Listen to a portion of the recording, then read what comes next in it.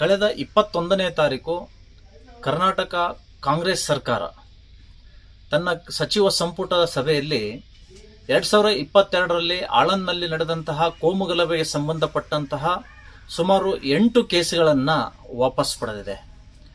ಸರ್ಕಾರದ ಮೇಲೆ ಮತ್ತು ಸರ್ಕಾರದ ಅಧಿಕಾರಿಗಳ ಮೇಲೆ, ಜನಪ್ರತಿನಿಧಿಗಳ ಮೇಲೆ ಮಾರಣಾಂತಿಕ ಹಲ್ಲೆ ಮಾಡಿದಂಥವರ ಕೇಸನ್ನ ವಾಪಸ್ ಪಡೆದಿರುವಂಥದ್ದನ್ನು ಖಂಡಿಸಿ ಶಿವಸೇನಾ ಪಕ್ಷ ಮತ್ತು ಎಲ್ಲ ಹಿಂದೂ ಸಂಘಟನೆಗಳ ನೇತೃತ್ವದಲ್ಲಿ ದಿನಾಂಕ 25ನೇ ತಾರೀಕು ಬೆಳಗ್ಗೆ 11:30ಕ್ಕೆ ಸರ್ದಾರ್ ವಲ್ಲಭಭಾಯ್ ಪಟೇಲ್ ವೃತ್ತದಿಂದ DC ಕಚೇರಿವರೆಗೆ ಬೃಹತ್ ಪ್ರತಿಭಟನೆಯನ್ನ ಮಾಡ್ತಾ ಇದ್ದೀವಿ.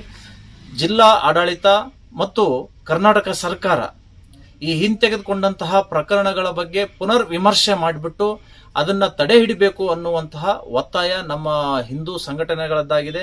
ಒಂದು ವೇಳೆ ಇದನ್ನ ನೀವು ವಾಪಸ್ ತೆಗೆದುಕೊಳ್ಳದೆ ಹೋದ್ರೆ ಮುಂದಿನ ದಿನಗಳಲ್ಲಿ ಹೈಕೋರ್ಟ್ ಮೆಟ್ಟಿಲೇರಿ ಅದಕ್ಕೆ ತಡೆಯಾಜ್ಞೆ ತರುವಂತಹ ನಿಟ್ಟಿನಲ್ಲಿ ನಾವು ಹೋರಾಟವನ್ನ ಕೈಗೊಳ್ತಾ ಇದ್ದೇವೆ. ಓಕೆ.